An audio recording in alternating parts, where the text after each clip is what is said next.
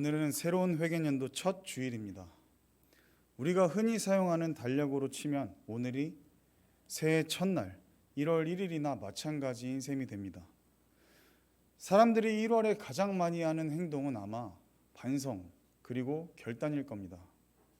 작년 한 해를 돌아보면서 자신들의 삶을 복귀하고 또 반성했다면 이제는 새로운 한 해에는 어떠한 목표를 이룰 것인지, 또 어떻게 행동할 것인지, 어떤 것을 좀 고쳐나갈 것인지 반성과 결단을 구체적으로 하곤 합니다.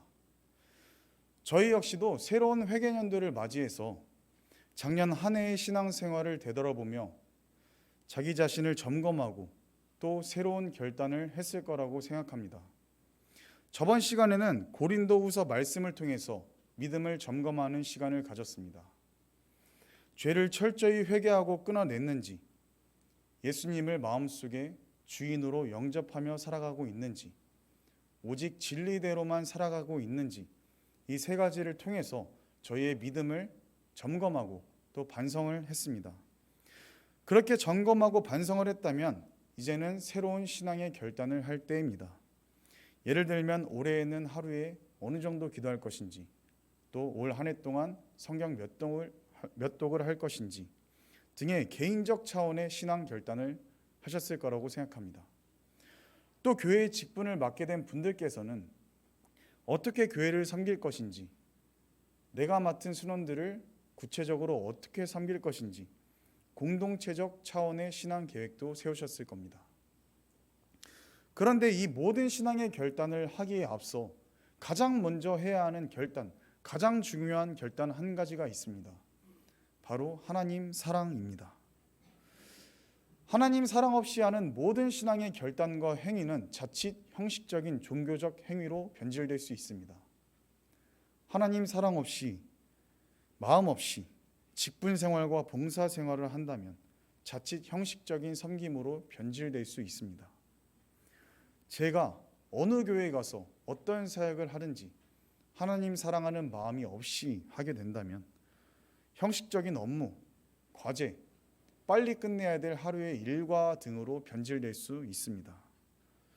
저희가 하는 모든 신앙의 결단과 섬기는 사역의 동기가 하나님 사랑하는 마음이 될 수 있기를 바랍니다. 오늘 본문은 모세가 가나안 땅에 들어가기 직전에 처한 이스라엘 백성들에게 하는 설교입니다.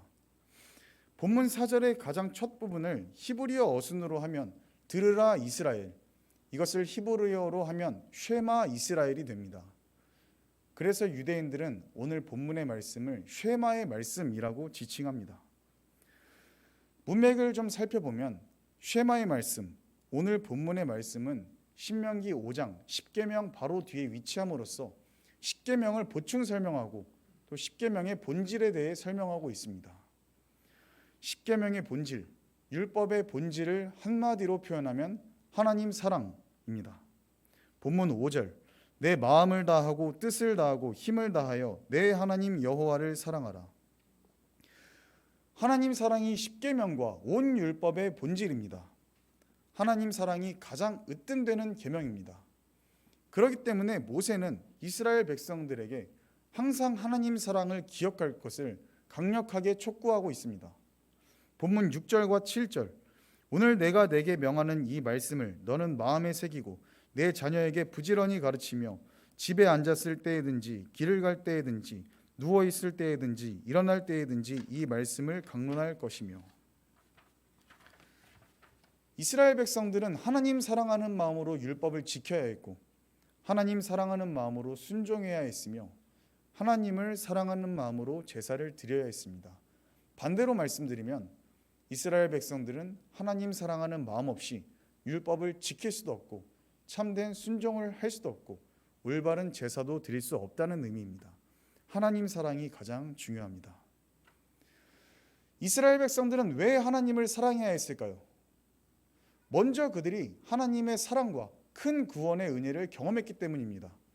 신명기 6장 22절 23절, 곧 여호와께서 우리의 목전에서 크고 두려운 이적과 기사를 애굽과 바로와 그의 온 집에 베푸시고 우리 조상들에게 맹세하신 땅을 우리에게 주어 들어가게 하시려고 우리를 거기서 인도하여 내시고. 하나님께서는 애굽에서 종살이하던 이스라엘 백성들에게 출애굽 구원의 은혜를 주시고 시내산에서 언약을 맺으셨으며 약속의 땅 젖과 꿀이 흐르는 가나안 땅으로 이끄셨습니다. 이처럼 엄청난 사랑과 구원의 은혜를 먼저 그들이 경험했기 때문에 이스라엘 백성들은 마땅히 하나님을 사랑하고 또 섬기며 살아가야 했습니다. 우리가 하나님을 사랑할 수 있는 이유도 하나님께서 먼저 우리에게 구원과 사랑을 베푸셨기 때문입니다. 요한일서 4장 10절 사랑은 여기 있으니 우리가 하나님을 사랑한 것이 아니요 하나님이 우리를 사랑하사 우리 죄를 속하기 위하여 화목제물로 그 아들을 보내셨습니다. 이스라엘 백성들이 애굽의 노예였던 것처럼 우리 또한 마귀 사탄과 죄의 노예였습니다. 죄의 종노릇하던 죄인이었습니다. 죄 때문에 죽을 수밖에 없었고 하나님의 심판을 피할 수 없었던 아무 소망 없는 죄인이었습니다. 그런데 그런 우리를 사랑하셔서 하나님께서 독생자 예수 그리스도를 이 땅에 보내셨습니다. 그 예수님께서는 우리의 모든 죄를 지고 십자가에 죽으셨습니다. 이사야 선지자는 일찍이 이렇게 예언했습니다. 이사야 53장 5절 그가 찔림은 우리의 허물 때문이요 그가 상함은 우리의 죄악 때문이라. 그가 징계를 받음으로 우리는 평화를 누리고 그가 채찍에 맞음으로 우리는 나음을 받았도다. 죄로 인해 우리가 받아야 될 하나님의 저주와 진노와 지옥의 심판을 예수님께서 십자가에서 대신 받으시고 죽으신 겁니다. 우리는 그 예수님을 믿음으로 죄사함을 받고 구원을 받고 또 하나님의 자녀가 되었고 하나님 나라의 백성이 되었습니다. 이처럼 하나님께서 아무 자격 없고 소망도 없는 우리에게 먼저 엄청난 구원과 사랑의 은혜를 베푸셨기 때문에 우리는 그 하나님의 사랑에 힘입어 마땅히 하나님을 사랑하고 하나님을 섬기고 또 하나님을 위해서 살아가야 합니다. 그렇다면 우리가 구체적으로 어떻게 하나님을 사랑할 수 있을까요? 오늘 본문에서 세 가지를 말씀하고 있습니다. 첫째, 마음을 다해서 하나님을 사랑해야 합니다. 본문 5절 너희는 마음을 다하여 뜻을 다하여 힘을 다하여 내 하나님 여호와를 사랑하라. 성경에는 오늘 본문 5절과 비슷한 구절들이 굉장히 많이 등장합니다. 여호수아 22장 5절 너희의 마음을 다하며 성품을 다하여 그를 섬길지니라. 역대하 34장 31절 마음을 다하고 목숨을 다하여 여호와를 순종하고.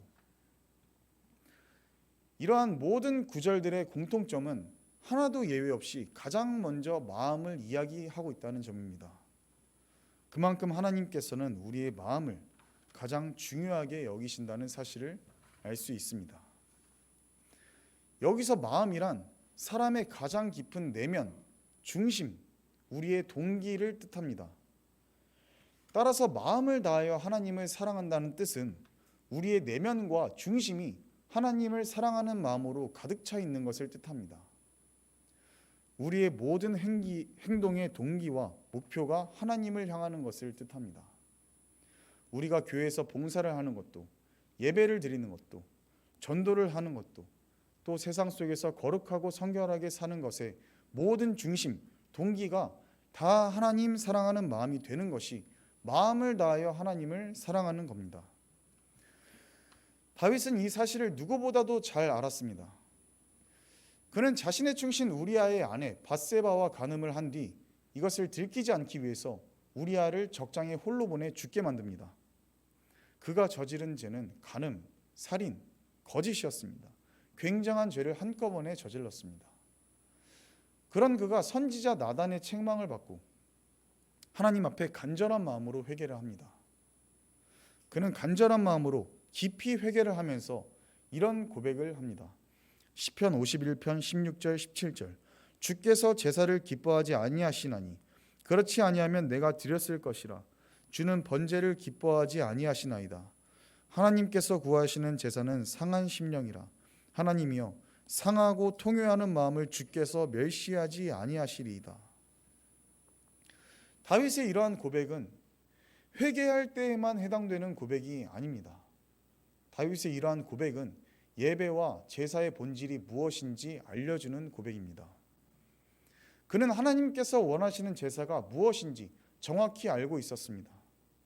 아마도 그는 이스라엘의 왕이었기 때문에 마음만 먹으면 수백, 수천 마리의 양과 소를 잡아다 놓고 아주 호화로운 제사를 하나님께 드릴 수 있었을 겁니다.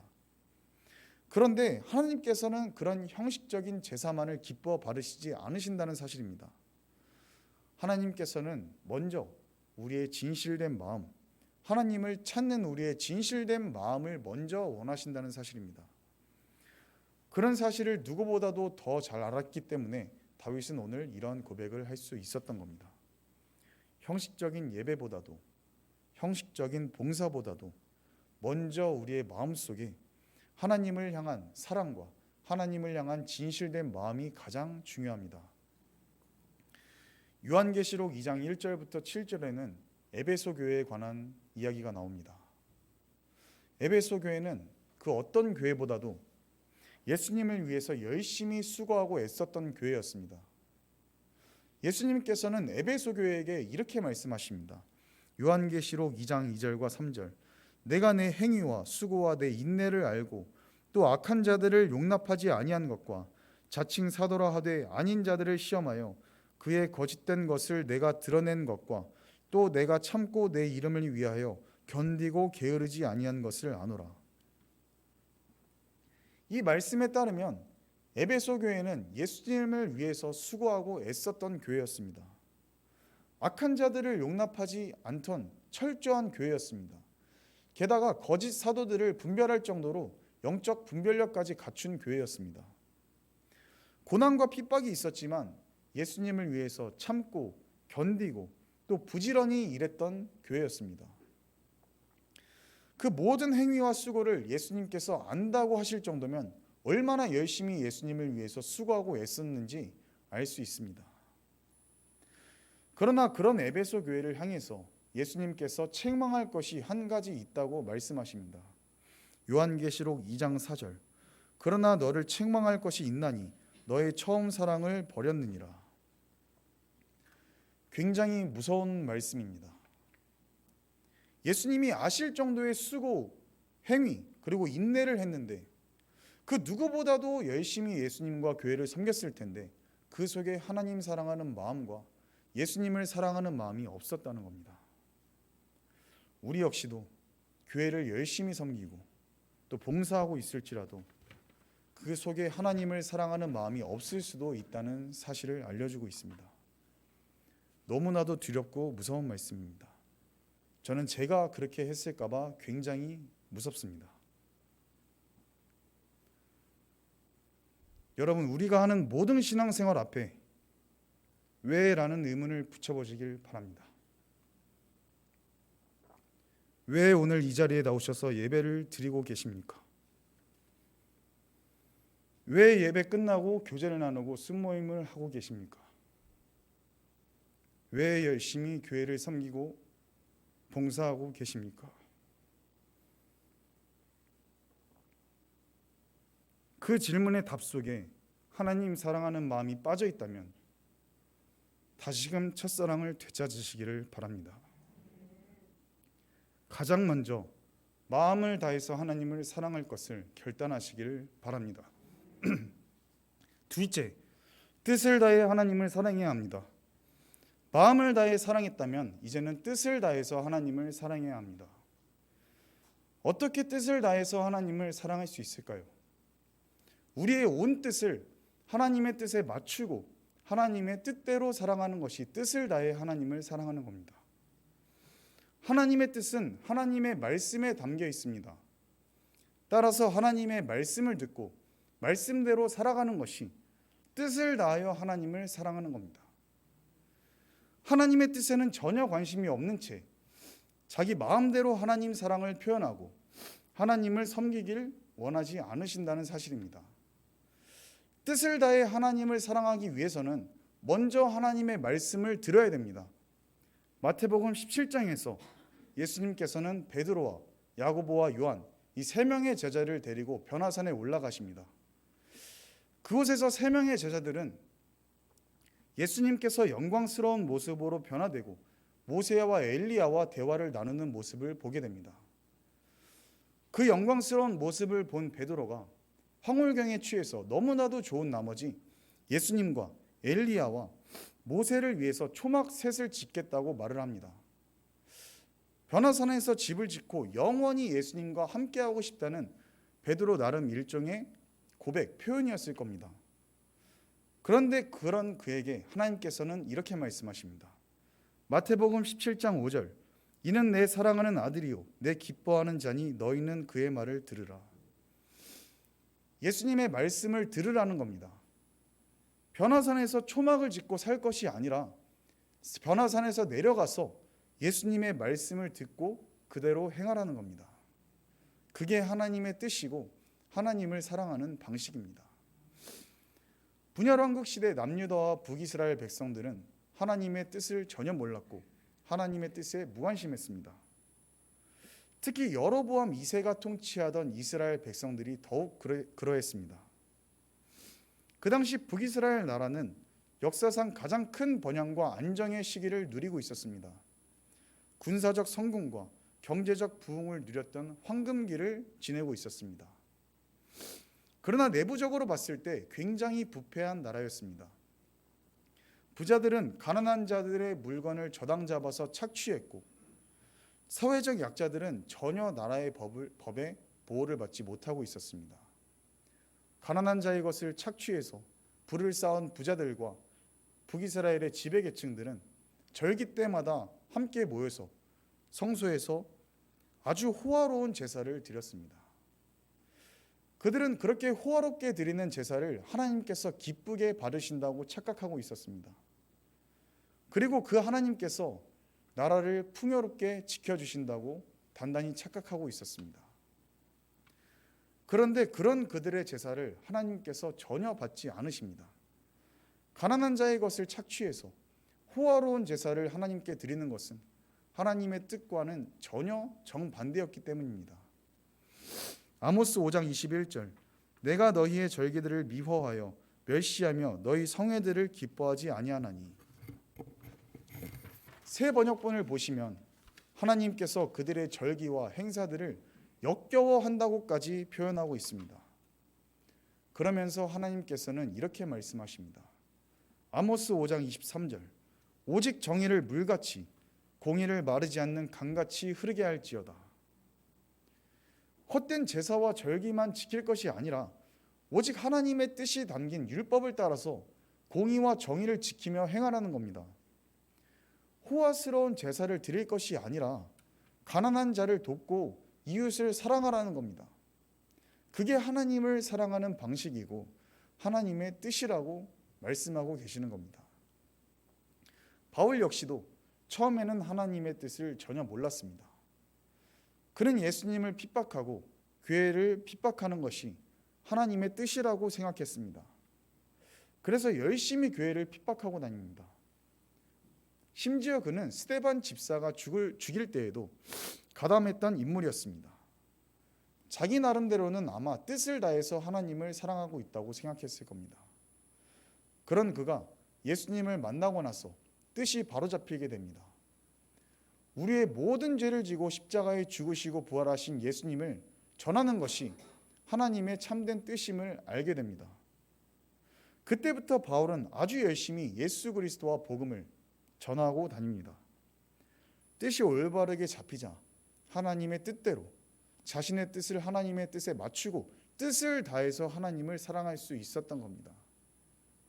뜻을 다하여 하나님을 사랑하시기를 바랍니다. 하나님의 말씀에 귀를 기울이고 하나님의 뜻이 무엇인지 관심을 가지시기를 바랍니다. 하나님의 뜻대로 살아갈 수 있기를 바랍니다. 그렇게 우리의 온 뜻을 하나님의 뜻에 맞추고 하나님을 사랑할 때 하나님께서 기뻐하시는 줄 믿습니다. 셋째, 힘을 다하여 하나님을 사랑해야 합니다. 마음으로 하나님을 사랑하고 우리의 온 뜻을 하나님께 맞췄다면 이제는 우리의 온 힘을 다해서 하나님을 사랑해야 합니다.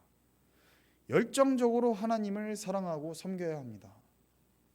여기서 힘을 뜻하는 히브리어 메오드란 넘치는 것이라는 뜻을 가지고 있습니다. 이는 우리의 기력, 활력, 우리의 파워를 의미하기도 하지만 사람이 내놓을 수 있는 최대한의 것을 뜻합니다. 즉 힘을 다하여 하나님을 사랑한다는 것은 하나님께서 우리의 삶 속에 채워주신 모든 것을 활용하여서 힘에 넘치도록, 분에 넘치도록 하나님을 사랑하고 섬기는 겁니다. 우리의 소유, 우리의 물질, 우리의 은사, 심지어 우리의 목숨까지도 우리가 내놓을 수 있는 모든 것을 다 활용해서 힘에 넘치도록 하나님을 섬기고 사랑하는 것이 바로 힘을 다하여 하나님을 사랑하는 것입니다. 힘을 다하여 하나님을 사랑하는 것은 상황에 따라 달라지지 않습니다. 우리가 기력이 없을 때에도, 재정적인 어려움에 처해 있을 때에도, 힘든 상황에 처해 있을 때에도 낼 수 있는 최대한의 힘을 내서 하나님을 사랑할 수 있습니다. 마가복음 12장에서 예수님께서는 헌금함 맞은편에 앉아 사람들이 헌금함에 돈을 어떻게 내는지를 주시하고 계십니다. 그곳에서는 부자들이 헌금함에 아주 많은 돈을 내고 있었습니다. 그런데 한 가난한 과부가 와서 2렙돈, 곧 한 고드란트를 헌금함에 넣었습니다. 여기서 2렙돈, 한 고드란트란 가장 작은 단위의 로마 동전을 뜻합니다. 굉장히 작은 돈에 불과합니다. 그런데 그런 과부의 헌금을 예수님께서 칭찬하십니다. 마가복음 12장 43절 44절, 내가 진실로 너희에게 이르노니 이 가난한 과부는 헌금함에 넣는 모든 사람보다 많이 넣었도다. 그들은 다 풍족한 중에서 넣었거니와 이 과부는 그 가난한 중에서 자기의 모든 소유 곧 생활비 전부를 넣었느니라. 자신이 가지고 있는 모든 것을 다 활용하여서 힘에 넘치도록 하나님께 드렸던 과부의 헌금을 예수님께서 보시고 칭찬하신 겁니다. 바울 역시 누구보다도 힘이 닿는 대로 하나님을 사랑했던 사람입니다. 그는 예수님을 전하고 복음을 전하다가 유대교의 갖은 핍박을 다 당합니다. 그는 복음을 전하다가 옥에 갇히고 매도 맞고 여러 번 죽을 뻔하고 3번이나 태장을 맞고 심지어 돌에 맞아 죽을 뻔한 위기까지 처합니다. 자신이 가진 모든 것을 다 쏟아부어서 자신의 소유와 힘과 심지어 목숨까지도 아까워하지 않고 힘을 다해서 하나님을 사랑했습니다. 그런 그가 죽기 전에 이런 고백을 합니다. 나는 선한 싸움을 싸우고 나의 달려갈 길을 마치고 믿음을 지켰으니. 온 힘을 다해서 하나님을 사랑했던 바울의 아름다운 고백입니다. 우리 역시도 바울처럼 온 힘을 다해서 하나님을 사랑해야 되지 않을까요? 바울이 당한 고난은 사실 예수님께서 미리 다 당하신 고난이었습니다. 예수님께서는 우리의 죄 때문에 십자가의 길을 가셨고 채찍질을 당하셨고 온갖 조롱을 다 당하고 3년간 함께했던 제자들에게 배신을 당한 채 십자가에 매달리십니다. 우리를 구원하시기 위해서 혼신의 힘을 다 쏟으신 예수님, 이렇게 말씀하시고 돌아가십니다. 다 이루었다.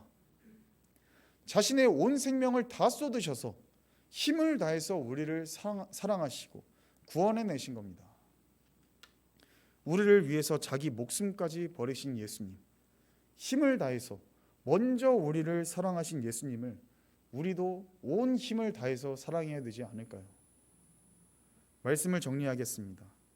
쉐마의 말씀은 우리가 어떻게 하나님을 사랑해야 하는지 알려줍니다. 첫째, 마음을 다하여 하나님을 사랑해야 합니다.